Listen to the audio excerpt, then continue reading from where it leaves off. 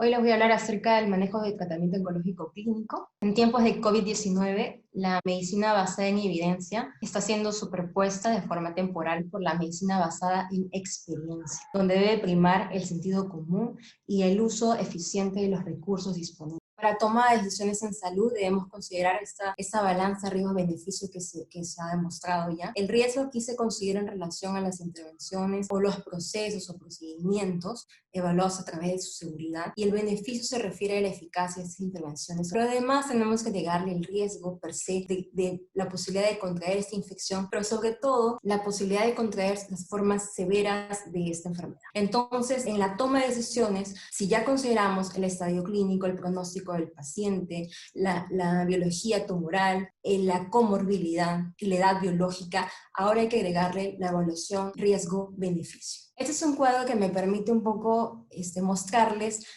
ya la experiencia que tienen otras instituciones, hospitales, sobre la severidad del COVID-19 en pacientes. Aquí vemos en la primera línea la experiencia que tienen la ciudad de Wuhan, China, la segunda la experiencia italiana y estas dos últimas de España. Pero lo que me gustaría que nos centremos es que esta experiencia lo que nos arroja es que las neoplasias sólidas son las que están presentándose con mayor frecuencia en asociación con esta infección, y dentro de ellos destaca el cáncer de pulmón hasta un cuarto de los pacientes. Además tenemos cáncer de mama y cáncer gastrointestinal. Cosa distinta que, por ejemplo, estamos observando en un instituto donde el grueso de los pacientes al momento son neoplasias en mama. Además, podemos observar que ya se han definido ciertos factores desfavorables asociados a eventos serios, y uno de ellos es la exposición a los tratamientos antitumorales. Por ejemplo, la experiencia de China nos habla ya que existe 4 veces más el riesgo de eventos serios en pacientes que han sido expuestos a terapias antitumorales en menos de 2 semanas. Y la experiencia italiana nos habla de que esta exposición en menos de 3 meses es el doble del riesgo. La mortalidad de lo que se ha reportado al momento oscila entre el 15 al 28%. Recordemos la mortalidad que nos dejó el H1N1 en el año 2009 en nuestros pacientes oncológicos, según experiencia del INCAN y del MD Anderson, que fue del 10%.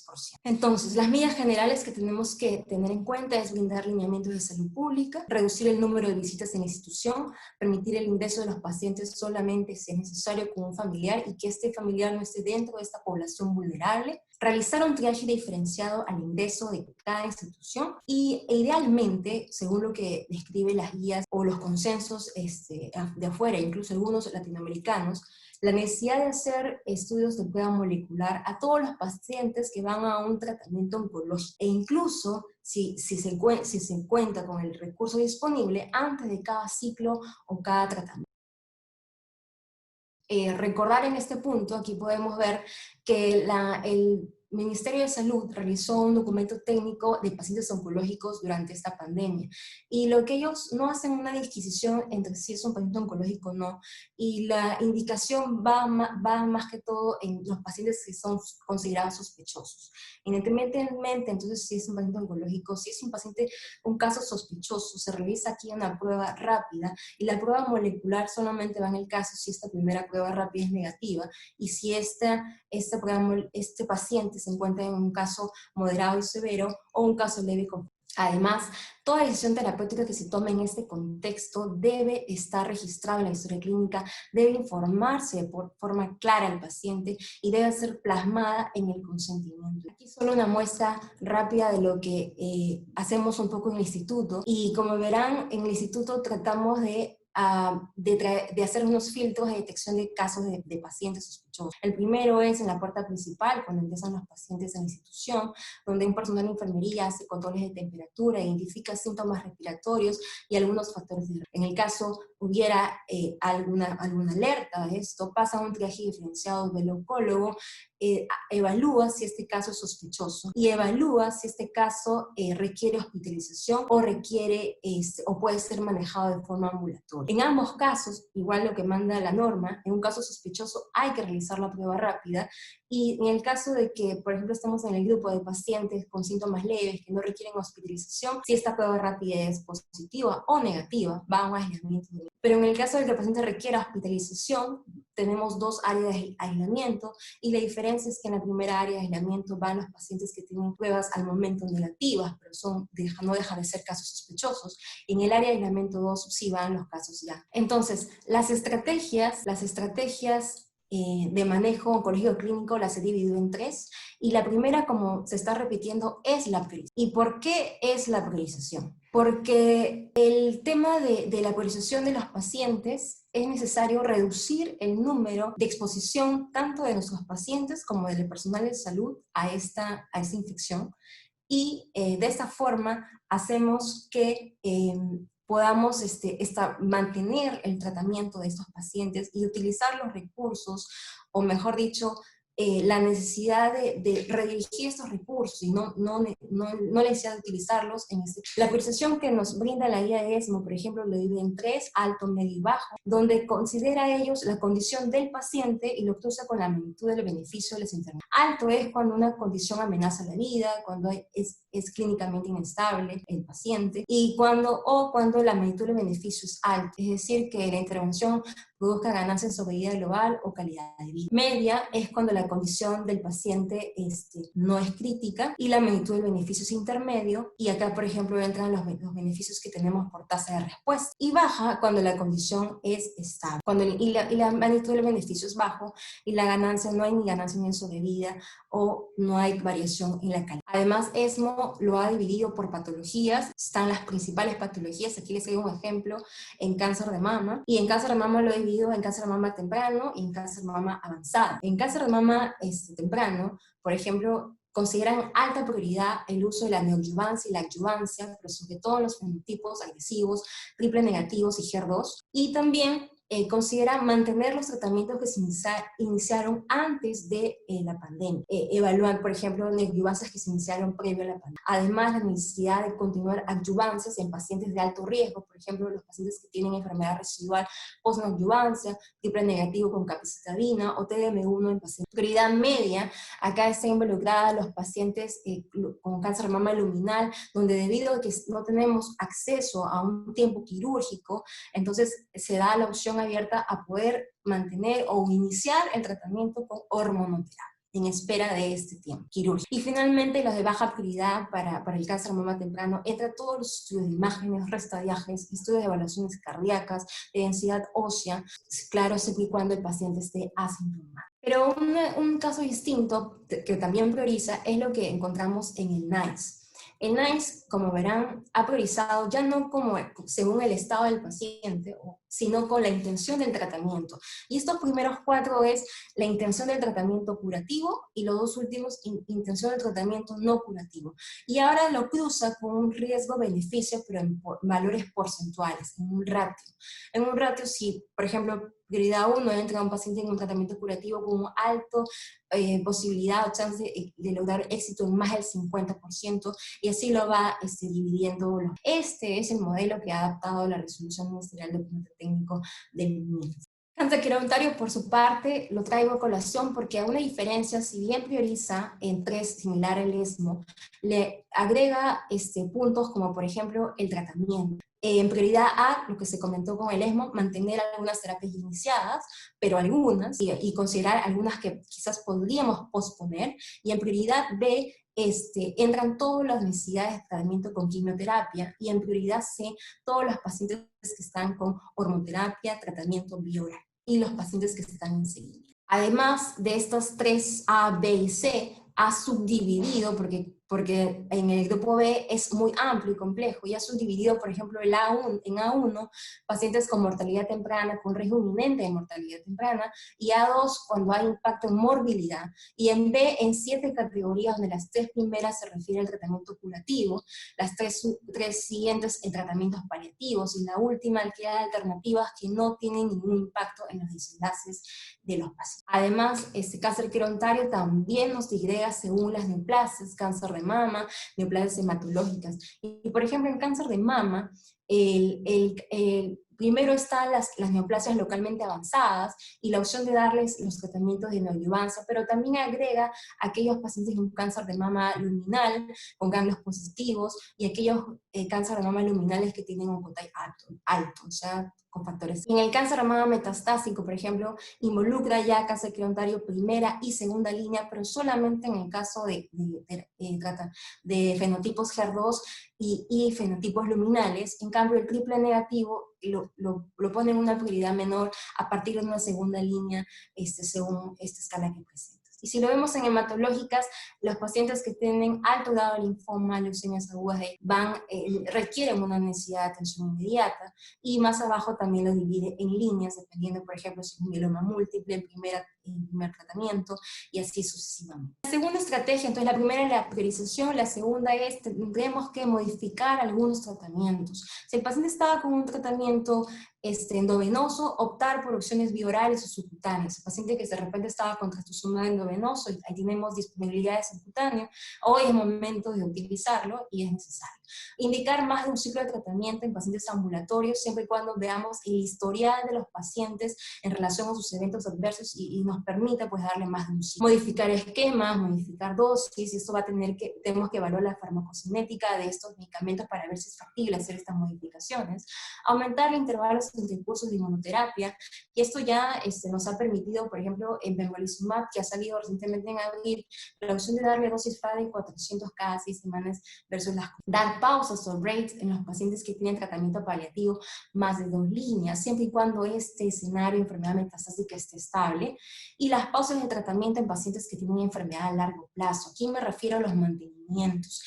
Pues una opción podría ser, por ejemplo, el tratamiento de los linfomas con rituximab, donde podríamos optar por suspender, no de forma definitiva, sino en este periodo de contingencia, optar por suspender esos tratamientos. El uso del factor estimulante se tiene que extender. Si antes lo indicábamos cuando el corte era el 20%, y por hoy el corte ha bajado al 10% de eso. Y no porque queremos que no haya casos de neutropenia, sino que y por ende riesgo de infección, sino que deseamos de que no haya casos de neutropenia y que no haya necesidad de que estos pacientes vayan a acudir a los centros de hospitalización o eventualmente requerir áreas de cuidados. Diferir tratamientos que provienen complicaciones a largo plazo. A esto me refiero con, por ejemplo, los bifosfonatos.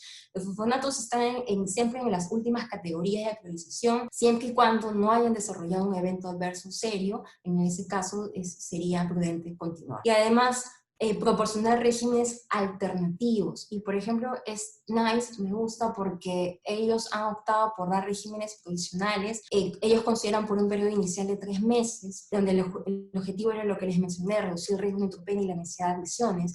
Y quizás, por ejemplo, en leucemias mieloides agudas, de lo que en vez de darle una quimioterapia de inducción estándar, optan por dar el uso del venetoclax con bajas dosis de citarabina o azacitidina, dependiendo del tipo de leucemia mieloide. Y en cáncer de mama, incluso me llamó la atención de poder, va a depender de en qué escenario también, en qué fase de la pandemia nos encontremos, dar pertutraztu sin asociarlo a quimioterapia como tratamiento neoadyuvante en el cáncer de mama. La tercera estrategia es la telemedicina en sus formas de teleconsulta, telemonitoreo, teleorientación. Y esa es una estrategia que varios hemos utilizado para asegurar la continuidad de nuestros pacientes. Se deben formar equipos de trabajo. Hay 3 frentes principales, ¿no? Los pacientes, el grupo de médicos que van a tener que atender pacientes con COVID, que vamos a tener, que tenemos ya en la institución, el grupo de pacientes que van a atender pacientes de forma presencial, porque en oncología necesitamos aún mantener este tipo de atención por la vulnerabilidad de nuestros pacientes nuevos, por ejemplo, y pacientes que necesitan, por ejemplo, evaluaciones de examen físico. Y el otro core de médicos debe ir dirigido a este tipo de modalidad. Esto está dirigido básicamente, en un inicio lo dirigimos a pacientes en que están en controles o tratamientos biorales, pero ya esto hemos visto que es factible darlo en pacientes que estaban con quimioterapia, que eran continuadores, que no requerían este examen físico para evaluar respuesta, que eran pacientes que tenían un historial previo de eventos adversos que podríamos tener un poco de confianza en continuar el tratamiento, y pacientes que entiendan la necesidad y entiendan la comunicación por esta forma de modalidad de aquí un poco de data, de estadística del departamento, donde van a ver en franjas naranjas, esta es la modalidad de teleconsulta, y en franjas azules lo presencial. Y lo que importa aquí, y lo que quiero que recalquen, es la proporción que ha ido aumentando en las teleconsultas de los pacientes. Y cuando inició el 16 de marzo se declara el estado de emergencia, el 19 de marzo iniciamos nosotros la atención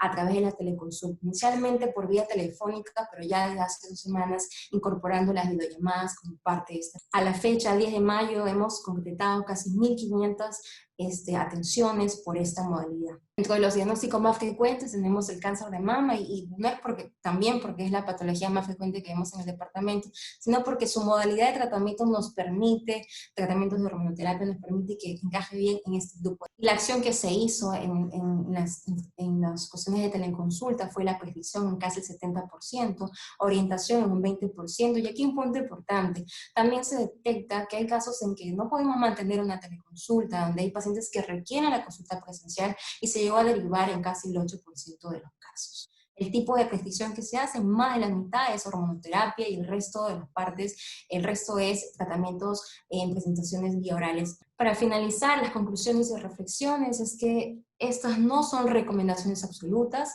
porque no son basadas en evidencia, deben ser realizadas en forma multidisciplinaria y de forma individual, caso por caso. Luego, la teleconsulta tiene que consolidarse porque es una estrategia que va a responder a la alta demanda que tenemos y ya a la alta demanda que ya teníamos. Entonces, la teleconsulta debe consolidarse de tal forma que le debemos dar todo el soporte y todas las herramientas para que el paciente desde un inicio, desde su contacto, pueda solicitar la teleconsulta de forma virtual, podamos hacer la atención, podamos entregarle una receta electrónica, que esta receta electrónica tenga luego un proceso de entrega del medicamento a domicilio, entonces, y que esa teleconsulta esté conectada con el resto de servicios. Solo de esta forma vamos a observar la real eficiencia de esto. Se debe armar planes de contingencia institucionales, hay lineamientos en el Ministerio de Salud, pero se debe contextualizar según cada institución y hospital. Además, tenemos que armar planes de reactivación. Luego de la pandemia se nos viene la segunda ola de pacientes que lamentablemente hemos pospuesto algunos tratamientos por necesidad que ya les expliqué. Entonces tenemos que armar las estrategias, y una de ellas es considerar la teleconsulta como un arma, y la otra, por ejemplo, es horarios, a establecer un tercer horario nocturno, por ejemplo, para mantener las pacientes, y la teleconsulta también nos apoyaría en esto. Además, tenemos que hacer un registro de pacientes con COVID-19 y cáncer, idealmente a nivel nacional, pero en lo posible a nivel institucional, para poder tener data precisa y ya no poder basarnos en expresión, sino ya en evidencia real de cómo estaban yendo nuestros pacientes oncológicos. Y finalmente, tenemos que evaluar, pasado esto, el impacto de la pandemia, que de hecho sí va a existir un impacto en eso. Finalmente, agradecer a la sociedad nuevamente por la invitación, y agradecer a todo el personal médico que está batallando frente a esta pandemia con el fin de mantener el tratamiento de nuestros queridos pacientes oncológicos. Pasamos ahora a la sesión de preguntas. Acá hay una pregunta para el doctor Holguín. Con respecto al receptor, sí, ¿hay alguna mayor expresión según el órgano? Indirectamente, ¿hay alguna predilección por el tipo de neoplasia? Ojo, hay unas empresas que de por sí van a sobreexpresar receptores de la enzima cortical de angiotensina, como los cánceres de pulmón, algunas empresas de colon también tienen una sobreexpresión, pero no se ha visto que esto de acá esté correlacionado. Es más, SARS y coronavirus, y COVID y coronavirus, los dos compartían el mismo receptor. Entonces, no hay mucha diferencia que vamos a tener más o no en ese tipo de pacientes, en ese tipo de neoplasia. El problema que tenemos acá, un tema, justo conversábamos en un momento, mencionaba Karina, ¿qué va a pasar con nuestra data? Si es que nosotros vemos en este momento, ¿quiénes son los pacientes que están llegando a la institución? Son pacientes que son cánceres que están en observación, o pacientes con empresas avanzadas que estaban yendo a tratamiento paliativo, pero no vemos al paciente con cáncer, el que está, leucemias, son muy pocas las que están llegando, probablemente porque estén en casa, no están saliendo. Entonces, esta información la vamos a ver de repente con las siguientes olas, porque va a venir la ola del paciente con cáncer que va a ir nuevamente a la institución, se va a exponer, y en la siguiente van a venir ellos infectados. Entonces vamos a verlo por grupos en estos casos de ese tipo de pacientes. Pero con respecto a, como mencionaba, no hay cambios, hay sobreexpresión en algunas enfermedades también de estos receptores, pero no se ve que es mayor. Hay otros, recordemos que estamos aprendiendo mucho de la fisiopatología de ese tipo de virus. No solo un receptor está involucrado, hay otros receptores adicionales, hay otros mecanismos adicionales también, como el factor de crecimiento endotelial, también es asociado también a ese tipo de enfermedad y con peor pronóstico también. Muchas gracias. Doctora Rocío, gracias, Alexis. Doctora Rocío, los pacientes oncológicos, pues los que están tienen una fisiopatología muy diferente, ¿no? ¿Qué estrategias han utilizado? ¿Cómo están manejando? Ya que muchos requieren un monitoreo también por parte del equipo multidisciplinario de oncología. Actualmente nosotros coordinamos con el departamento correspondiente y nos ayudan a establecer el pronóstico y según los criterios que nosotros también manejamos, coordinamos el ingreso. Si el paciente requiere algún tipo de tratamiento o está continuando, nosotros coordinamos con ellos, ¿no? En este contexto han sido por ahora vía telefónica.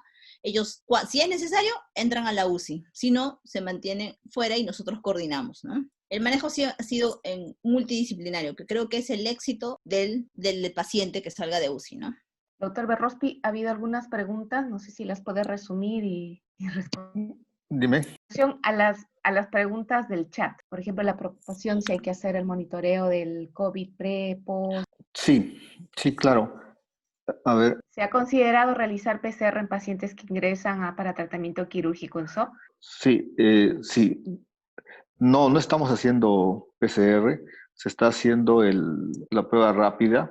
Saben que la disponibilidad de estos test no es la que quisiéramos, no hay para todos los pacientes y los tenemos, se puede decir, por oleadas. Esto en conjunto con infectología estamos coordinando y si es que no hay, se hace la evaluación de la infectología, los riesgos, de los factores de riesgo y se pide una radiografía o una tomografía preoperatoria. Esto nos va a permitir seleccionar casos. Hemos tenido pacientes que se nos habían filtrado con indicación quirúrgica y en piso se les ha detectado que eran positivos. Lógicamente esos pacientes no fueron operados, fueron derivados para su manejo de la enfermedad del COVID. Hay unas Podría, Alexis, sí. Con el tema, justo como estaba con el doctor Rospi, tuvimos una reunión con cirugía y con anestesiología. Claro, idealmente, en un lugar que tuviéramos el recurso y tuviéramos todo, la idea sería hacer PCRs. Pero ojo, es un PCR en tiempo real. ¿Qué quiere decir eso? Que yo hago el hisopado y mi resultado tiene que estar en máximo, unos 45 minutos a 2 horas, para que pueda pasar. Pero ¿cuál es nuestra realidad si yo hago un PCR? Tomo un hisopado, lo mando al INS y va a demorar entre 24, 48, 72 horas. Y en esos 3 días, ¿qué pasó con el paciente? Probablemente se expuso y se contagió nuevamente. Y el otro punto que conversábamos previamente era, el PCR tampoco no tiene una sensibilidad tan alta, si llega a 60-80%, si voy a tener un 20, voy a tener un 40% de falsos negativos. Entonces, tengo que ver, aún no tenemos una buena herramienta como para poder trabajar en el testeo. Todo paciente es potencialmente infectante, eso no demostrar lo contrario, y a pesar de que hacemos las evaluaciones, que hemos conversado con cirugía, tener mucho cuidado con esto. Si tuviéramos el recurso y a quién priorizaríamos, podrían ser los pacientes, por ejemplo, de cabeza y cuello. Porque cabeza y cuello voy a estar metido en todo lo que es cavidad oral, lo que son pulmones en la parte que tengan. Pero al final, hasta la parte de la cirugía abdomen también tienen contacto, también hay virus en la parte abdominal. Entonces, es un poco difícil estratificar quién. Doctora Bayón, que hay una pregunta en relación, justo en el escenario, los pacientes de cabeza y cuello, ¿no? Un poco quizás retomando el concepto que decía el doctor Holguín, ¿no? Es una área un poco compleja, son pacientes de progresión rápida que necesitan tratamientos concomitantes, hay alta toxicidad muchas veces por la zona de irradiación, ¿no? O sea, ¿cómo se ha considerado en manejar este tipo de pacientes?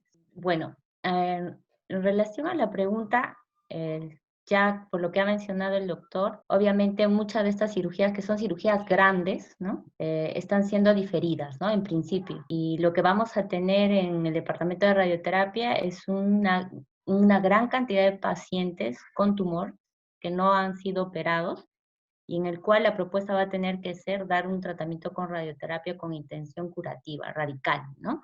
Siempre y cuando tengamos un paciente que esté en este contexto, ¿no? Vamos a salir de todos los pacientes que tienen enfermedad muy, muy avanzada y vamos a tener que retomar a estos pacientes que son quirúrgicos, que por la gran cirugía pues no están siendo operados y que deben empezarse con radioterapia. Lo ideal en estos casos es hacer radioterapia, habría que evaluar con medicina, es por eso importante la toma de decisión multidisciplinaria, ¿sí? Porque acá no se trata de solamente evaluar qué pasaría en la toxicidad, sino qué podemos ofertar ahora, ¿no? Vamos a hacer solo radioterapia, va a ser radioterapia hipofraccionada, va a ser posible agregar quimioterapia, bajo qué esquema vamos a poder agregar quimioterapia a estos pacientes, ¿no? Es algo que sí se tiene que conversar en el departamento y se tienen que hacer trabajos multidisciplinarios, ¿no? Como dice el doctor, aún los pacientes, por el tema de la cuarentena, están aún en casa, ¿sí? O están en provincia, no están viniendo, o sea, no estamos en el flujo total de pacientes que tuviéramos antes, ¿no? Entonces, es necesario valorar esto, sí, yo pienso que desde el punto de vista que no se puedan hacer cirugías, radioterapia en este caso va a tener que ser un tratamiento quizá estándar y obviamente las complicaciones que podamos tener con radioterapia, las comorbilidades asociadas que vamos a tener, los efectos agudos, ¿no? Las toxicidades agudas y tardías habrá que valorarse también con el paciente. Lo que pasa es que estos tumores crecen rápidamente. Si no tratamos lo que un paciente hoy podría quizás salvarse con radioquimio, después si seguimos esperando que pase la pandemia, pues el paciente se hace irresecable y tampoco va a responder a ningún tratamiento de radioquimioterapia y eso hay que tomarlo en una balanza, ¿no? Como bien lo dijo la doctora Karina, aquí hay que evaluar el riesgo-beneficio del paciente con todo lo que conlleva pues cada tratamiento y sus complicaciones, ¿no? Acá hay dos preguntas que las podemos lanzar. A ver, tú, Karina, puedes empezar y es abierta para todos. Vamos a resumir las preguntas. Primero, sabemos que el 7 de mayo saca el Ministerio de Salud una resolución para priorizar los diferentes tratamientos, ¿no? O sea,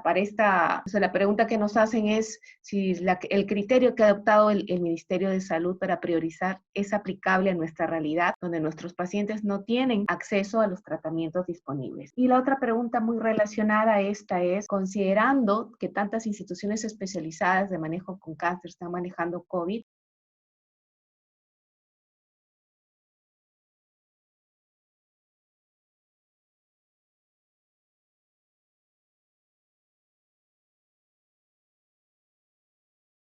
¿cómo manejamos los grupos multidisciplinarios? Un poco ha salido la respuesta, ¿no? ¿Y cuáles son las barreras que existirían actualmente? Dejo la pregunta abierta. Bien, con respecto a la pregunta de priorización que nos plantea el Ministerio de Salud, ese criterio fue adaptado del NICE y a mi parecer, primero es un poco, no es práctico al dividirlo en 6 niveles de categorización y a cruzarlo con valores porcentuales de beneficio, de riesgo-beneficio.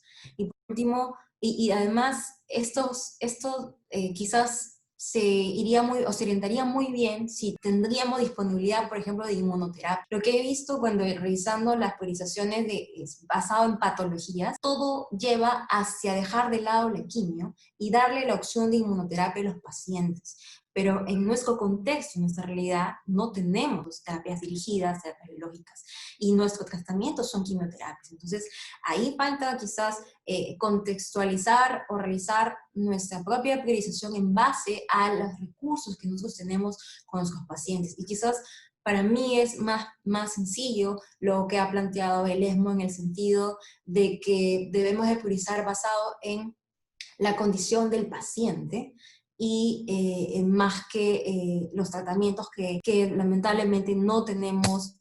Bueno, lamentablemente la realidad no es la misma que la del Reino Unido. Aquí tenemos un sistema de salud, en el caso de oncología, muy centralizado, ¿no? Muy centralista. La mayoría de nuestros pacientes son tratados en la institución, no la mayoría, bueno, un tercio de los pacientes son tratados en el INEM.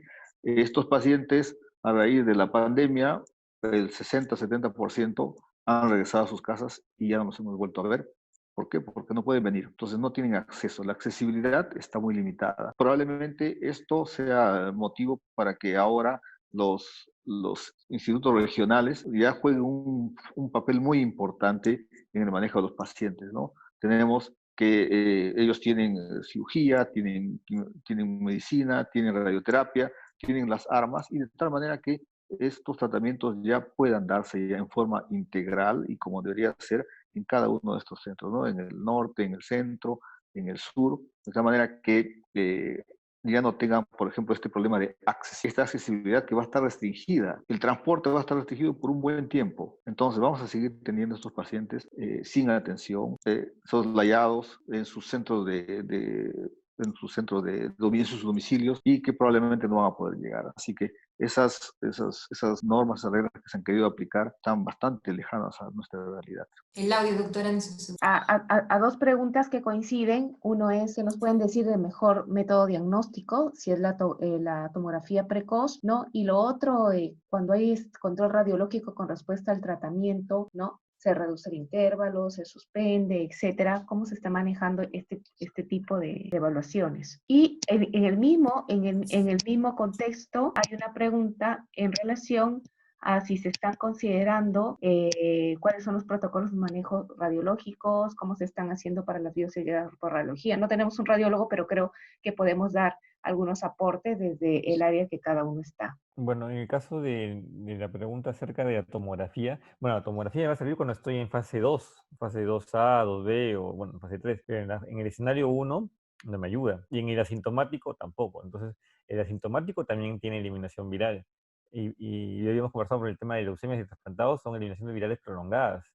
Entonces, en esos momentos no me voy a hacer un buen diagnóstico.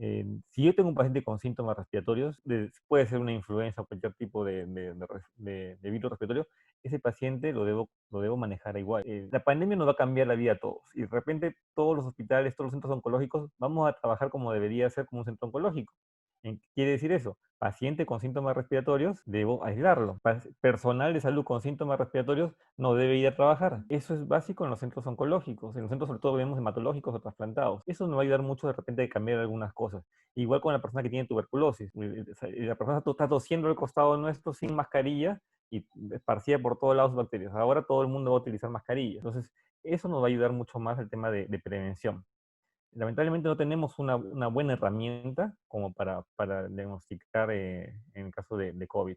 Gracias. Y como pregunta final para todos, porque estamos con la hora, uno sería, durante este tiempo, ¿no? ¿Qué cosa cambiarían? ¿Qué barreras han encontrado en relación también al manejo multidisciplinario o cada una de las especialidades adyuvantes? Y lo otro es, ¿qué beneficio también hay ahora en la teleconsulta? Si bien es cierto, el ministerio ha dado algunas resoluciones, pero esto va a tomar un tiempo para poder implementarlo, ¿no? Pero creo que es una modalidad que pueda llegar a provincias. ¿Qué estrategias estamos haciendo?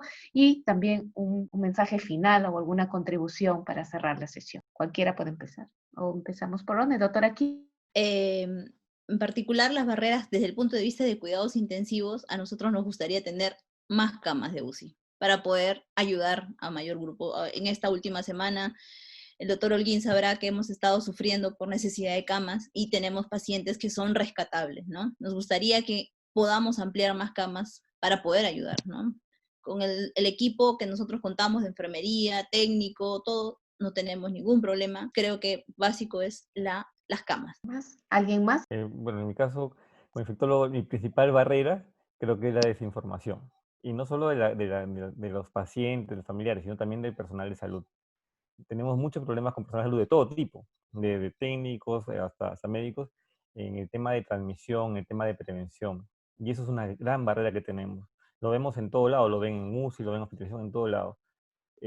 Todos piensan que son contactos positivos porque vieron un paciente de repente a 2 metros con mascarillas ambos, pero ya son contactos positivos. En ese caso yo hubiera contacto positivo hace muchísimo tiempo. Pero el tema de barrera es eso. ¿Y qué mensaje podría dejar? La principal prevención es uso de mascarilla, bien usada, y lavado de manos. Para mí es lo más importante, el lavado de manos. Puedo ponerme una escafandra, puedo poner un traje de astronauta, pero si no me lavo las manos, toqué algo, me lo llevé a la boca. Así es. Doctor Berrosti.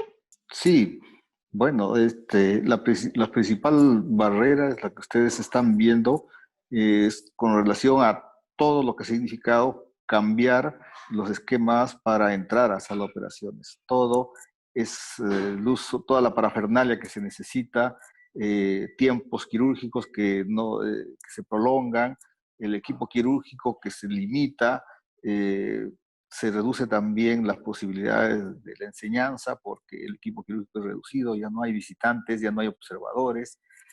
Todo eso nos está cambiando la vida y, bueno, está reduciendo la posibilidad de tratamiento quirúrgico a muchos pacientes también. No hay facilidades para eso. Todo esto, bueno, a raíz del coronavirus que ha venido seguramente para quedarse y hasta que no haya un método eficaz de control o de prevención, vamos a tener que estar en estas circunstancias por un buen tiempo. Bien, en relación a barreras, yo pienso que una barrera es no haber formado todavía los equipos multidisciplinarios, por lo menos para telemedicina. Ya vamos más de un mes y sí sería importante poder hacerlo, no solamente a nivel de la institución, sino como apoyo también a las diferentes regiones. Yo creo que ahí hay algunas preguntas en ese sentido, ¿no? Aprovechar esta pandemia, como dicen, para reforzar algo que estábamos todavía bien delgados, ¿no? Entonces, yo creo que ese sería básicamente, ¿no? La barrera que tenemos.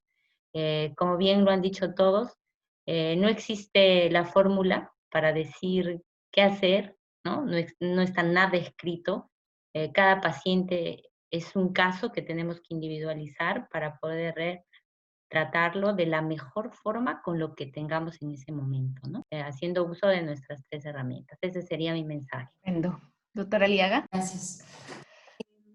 Me uno al tema de la multidisciplina y agrego el punto de los servicios no estamos conectados en el tema de la salud digital. Por ejemplo, la teleconsulta, estamos reduciendo que el paciente se atienda por esta forma, esta modalidad, pero por otro lado, aún hacemos que el paciente vaya a recoger los medicamentos. Y entonces, esto es, de alguna otra forma, exponerlos a los pacientes a ir a la institución. Entonces, tenemos que buscar esos lazos y condiciones para evitar al mínimo reducir la exposición de esos pacientes. Y otro tema es el tema de provincias. Nuestros sistemas de referencias y contrarreferencias tienen que darnos el soporte en estos momentos, porque este era nuestro grueso de pacientes en el instituto y la percepción de la mayoría de nosotros es que lamentablemente sentimos de que no estamos aún supliendo sus necesidades. Y estos pacientes tienen limitada su conexión debido al cierre de carreteras, y esos pacientes muchas veces no están recibiendo su tratamiento oportuno o continúan sus tratamientos. Yo creo que hay que dirigir nuestros esfuerzos a darle inversión al tema de la teleconsulta, pero desde todos sus ámbitos y redireccionando todas las necesidades, conexiones para que esta sea totalmente... Muchísimas gracias, porque escuchándolos, uno nuevamente confirma de que esta situación va a permitir un poco ordenar, ¿no? Qué tipo de paciente tratamos, utilizar las estrategias, clasificar a nuestros pacientes. Entonces nos vamos a ver en el trabajo continuo de decir cuándo tratar, qué tipo de paciente es el que tengo al frente, con qué lo voy a tratar y hasta cuándo lo voy a tratar, ¿no? Entonces yo creo que esta situación nos ha puesto un poco en jaque para ser objetivos en tomar decisiones consensuadas, decisiones escritas, ¿no? Decisiones que puedan validar tanto el tratamiento del paciente como la protección del médico, que también es un tiempo importante, ¿no? Por eso es la posibilidad de sacar recomendaciones, etcétera. Por eso yo lanzo un pedido también a través del doctor Mas, de la sociedad, porque los conceptos que se han dado hoy creo que deben estar plasmados, tienen que estar escritos, tienen que ser difundidos, porque son recomendaciones que nos van a ayudar tanto en el instituto como al paciente que se encuentra o nuestros colegas que se encuentran en provincia. Entonces ha sido de verdad fantástico poder discutir de estas cosas, que son las cosas de la oncología y todo el tratamiento multidisciplinario de la vida diaria y la aplicabilidad de toda la información aterrizada en nuestra actualidad sin descuidar el beneficio del paciente y también la protección del médico.